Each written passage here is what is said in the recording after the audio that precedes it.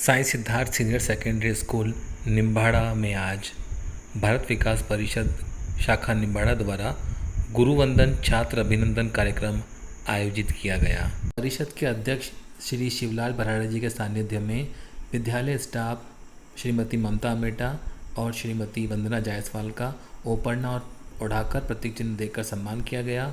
छात्रों में चंचल भट्ट, जिन्होंने 100% अंक विज्ञान संकाय में प्राप्त किए थे, उनका प्रतीक चिन्ह और सर्टिफिकेट द्वारा सम्मान किया गया। इसके साथ ही विज्ञान संकाय में द्वितीय स्थान के लिए चित्रा अमेटा को और सदफ मंसूरी को, वाणिज्य संकाय में प्रथम स्थान के लिए हर्षिता गुरनानी, फिर मुस्कान छिपा को भी प्रतीक चिन्ह और प्रमाण पत्र देकर स्वागत किया गया, सम्मान किया गया।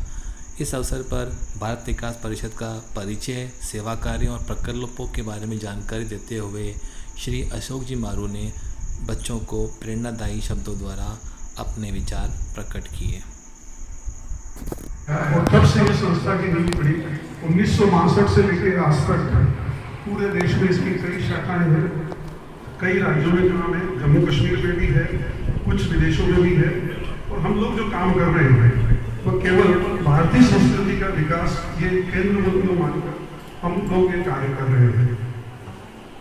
आप ये पैनल देख रहे हैं, इसके ऊपर सबसे ऊपर जो लिखा हुआ है संपर्क, सहयोग, संस्कार, सेवा, समर्पण, 5S, ये इसकी मुख्य विचारधारा है और इन्हीं के ऊपर हम लोग काम करते हैं।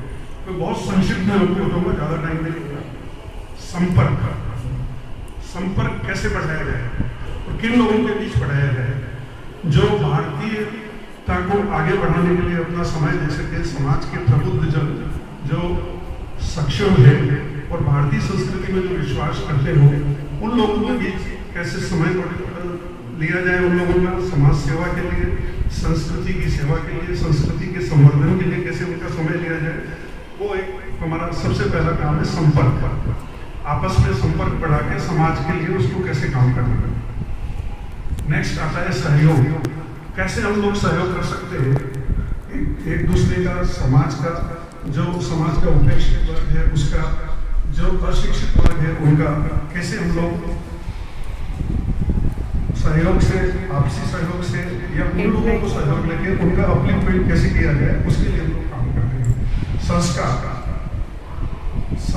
आज जो हम आपके बीच उपस्थित हुए हैं वो एक हमारा सबसे बड़ा प्रोजेक्ट है संस्कार, उसी के अंतर्गत आएगा।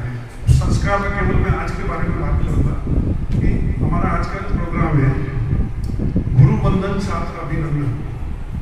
गुरुवंदन छात्र अभिनंदन, कोई संस्था ये काम नहीं करती है और किसी को भी पता नहीं है भारतीय मूल्यों का जो ह्रास हो रहा है, गुरु के प्रति हमारा जो आदर होना चाहिए वो कितना है। मेरे ख्याल से लगभग नहीं के बराबर है बाकी संस्कृति में। आप किसी भी स्कूल में चले जाइए, किसी भी इंस्टीट्यूट में चले जाइए, वहाँ गुरुओं का जितना सम्मान होना चाहिए वो नहीं हो पा रहा है। तो कैसे इस चीज़ को ऊपर उठाया जाए, कैसे इसको रिकॉग्नाइज किया जाए कि जो लोग अच्छा काम कर रहे हैं उनको कैसे हम आगे बढ़ाएं। और जो छात्र जिन्होंने अच्छा कार्य किया है, चाहे वो 100% मार्क्स लाए हों या कोई अच्छा प्रोजेक्ट किया हो या उपस्थिति में सबसे आगे रहे हों या और किसी कार्य में, तो उन लोगों का रिकॉग्निशन होना चाहिए। तो वो कैसे हम करें, उसके लिए ये हमारा एक सबसे बड़ा, अन्य काफ़ी प्रोजेक्ट है हमारे सेवा के लिए। और अंत में आता है समर्पण, देशभक्ति के लिए हमारा क्या भाव होना चाहिए, हम कैसे अपने आप को समय देके इस कार्य को आगे बढ़ाने में हम समर्पित हो सके, इसके लिए हम लोग कार्य कर रहे हैं। अब मैं आज का जो कार्यक्रम है गुरुवंदन छात्र अभिनंदन, अभी थोड़ी देर में हम लोग आपके बीच जो हमारे आदरणीय गुरुजन है उनका जो हमको नाम दिए गए उनका सम्मान करने वाले हैं। लेकिन गुरुओं से भी एक अपेक्षा हमारी रहती है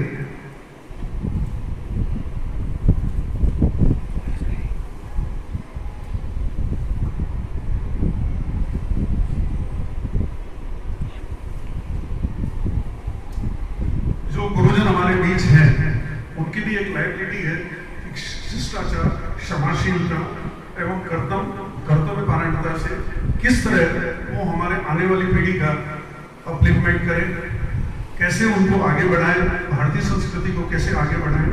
और इसी कार्य के लिए हम आपके बीच आए हैं और ये हम चाहते हैं कि आप भी देखें कितने बच्चे हमारे में ऐसे हैं जो रोज उठकर अपने से बड़ों का चरण स्पर्श करते हैं।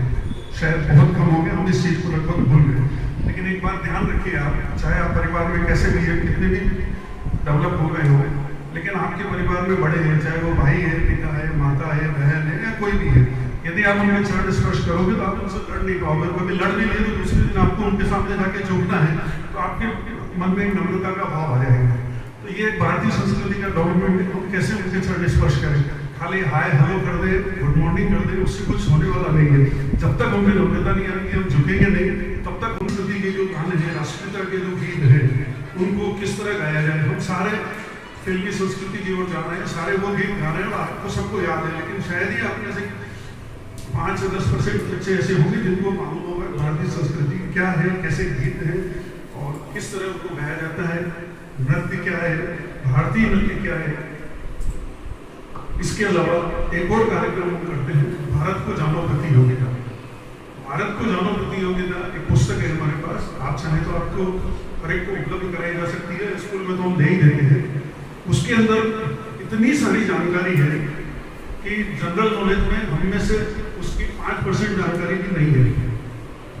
भारत का प्रथम राष्ट्रपति कौन था, भारत का संविधान कब लागू हुआ, भारत में कौन कौन सी नदियां हैं, भारत में कौन कौन से साइंटिफिक प्रोजेक्ट हैं, भारत के अंदर कौन कौन अच्छे लोग हुए हैं जिनके कारण हमको स्वतंत्रता और जो और अन्यथा कहीं नहीं मिल सकती। उसके लिए हम एक क्विज रखते हैं, हर साल एक कार्यक्रम होता है, जो बच्चे उसमें भाग लेना चाहें वो ले सकते हैं। उसके लिए सूचना आपके स्कूल प्रशासन को भेज दी जाएगी।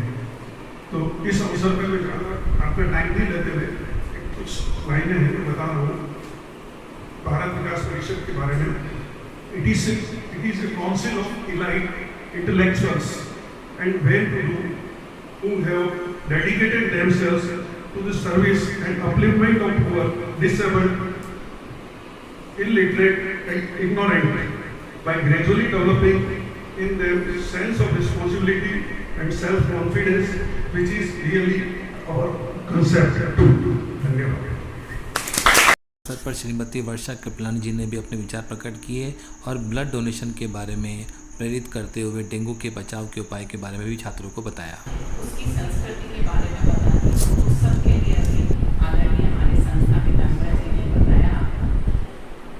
मैं आपको ये बताऊंगी, मैं एक रक्तदान संस्था से जुड़ी हुई हूँ, ATPF। आप लोगों ने सुना हो या पढ़ा हो, आचार्य तुलसी ब्लड फाउंडेशन, जो कि पूरे भारत में है और भारत से बाहर भी इसकी ब्रांचेस हैं। आज रक्तदान इतना बड़ा एक महादान का कार्य है और आने वाले आप हमारे भविष्य हैं। आप लोग इस चीज़ को समझें, रक्त हमें कब कब आवश्यकता पड़ती है। हम ये सोचें, आज बहुत सारे अनगिनत कैंप भी लग रहे हैं। निम्बाड़ा में आप पढ़ते देखते होंगे कि कितने सारे कैंप लग रहे हैं बाहर में। फिर कई बार कईयों के मन में ये भी आता है कि इतने कैंप लगते हैं तो फिर हम क्यों करें रक्तदान ज़्यादा, है ना। 600 यूनिट हो गए, 700 यूनिट हो गए, इतने हो गए, इतनी संस्थाओं ने कर लिया, लेकिन मैं आपको बताऊँ तो भी बहुत कम है। क्यों? आए दिन देखते हैं आप, एक्सीडेंट्स होते हैं, उनको रक्त की आवश्यकता होती है। महिलाएँ जो होती हैं उनकी HP कम होता है, उनको रक्त की आवश्यकता होती है। डिलीवरी केसेस आते हैं, उसमें रक्त की आवश्यकता होती है।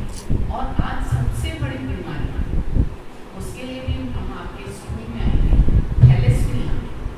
बहुत कम लोगों ने सुना होगा, लेकिन थैलेसीमिया ऐसी बीमारी है जिसमें आपको हर 15-20 दिन में उस पेशेंट को रक्त चढ़ाना पड़ता है। वो रक्त कहाँ से आएगा?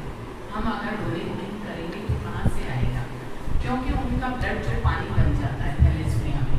इसलिए एक छोटी सी इस बारे में और जानकारी दूंगी कि जिस तरह से हम शादी होती है, बच्चों की कुंडली मिलान करते हैं, तो आज सबसे पहले आप लड़के लड़की की थैलेसीमिया जांच जरूर करें, क्योंकि माइनर और मेजर थैलेसीमिया अगर हो जाती है तो बच्चा फिर वैसा ही पैदा होता है। छोटी सी जांच होती है, वो जरूर करवा लें आप। थैलेसीमिया ऐसी बीमारी है जिसमें 15-20 दिन में ब्लड चढ़ता है। इसके बाद आपने अभी देखा होगा कोरोना काल में आपने सुना होगा प्लाज्मा चाहिए, उसे प्लाज्मा चाहिए, इसे प्लाज्मा चाहिए।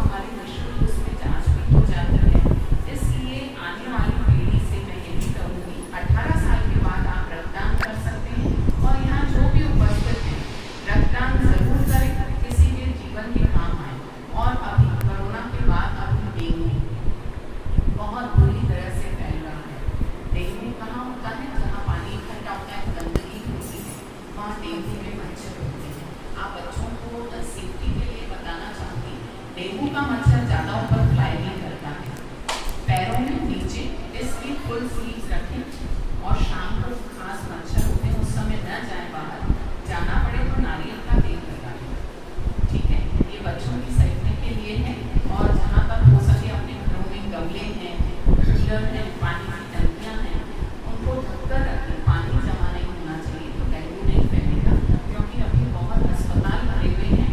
और जब डेंगू हो जाता है तो हमारी ब्लड टेस्ट रात नीचे गिर जाती है, ब्लड टेस्ट चढ़ानी पड़ती है, वो भी हम रक्तदान के द्वारा। और लाइव डोनेशन, ऐसा नहीं कि पहले कर चुके उसमें, रक्तदान लाइव डोनेशन होता है और उसमें से सेपरेट करके ब्लड टेस्ट निकाली जाती है। उसको भी हर आप 8 या 10 दिन में डोनेट कर सकते हैं। बाकी आपका ब्लड वापस आपकी बॉडी में चढ़ा दिया जाता है ब्लड टेस्ट करके। तो हम किसी को जीवन दान दें, इससे बड़ी नेमत क्या हो सकती है। भगवान हमें ये नेमत दे रहा है तो हमें ज़रूर रक्तदान करना चाहिए। धन्यवाद। कार्यक्रम में श्री विदेशी चपलोत, श्री प्रकाश चंद जी चलावत, श्री ओम प्रकाश जी बाहेती, डायरेक्टर श्री पवन जी गिया भी उपस्थित थे। आगंतुक महानुभावों का स्वागत और आभार प्रकट प्रधानाचार्य श्री दिनेश जी पांड्या ने किया और छात्रों ने सभी आगंतुकों का अभिवादन किया।